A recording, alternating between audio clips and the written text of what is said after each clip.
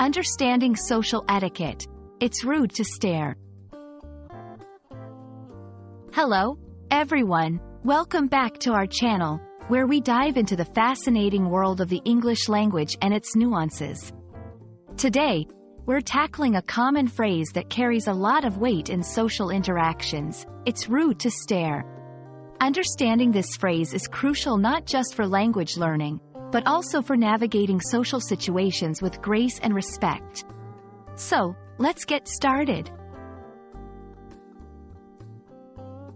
At its core, "it's rude to stare" is a phrase used to remind or inform someone that looking at another person continuously and intently is considered disrespectful or impolite.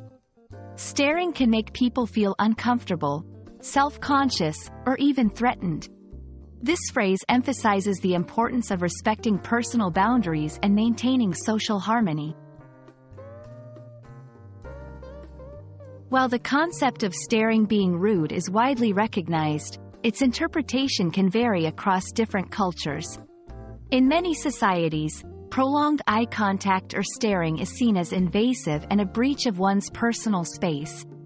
Understanding this phrase helps learners navigate social norms and cultural sensitivity, crucial aspects of communication beyond mere language proficiency.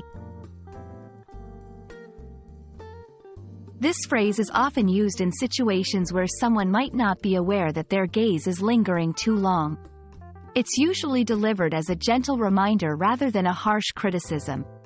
For English language learners, recognizing when to use this phrase, or respond to it, is key to avoiding social faux pas and building positive interactions with others. Remember, communication is not just about words. It's also about understanding the unspoken rules that govern social interactions. We hope this video helps you grasp the significance of the phrase, "it's rude to stare," and why it's important to be mindful of our actions in social settings. Thank you for watching, and we look forward to bringing you more insights into the English language. Happy learning!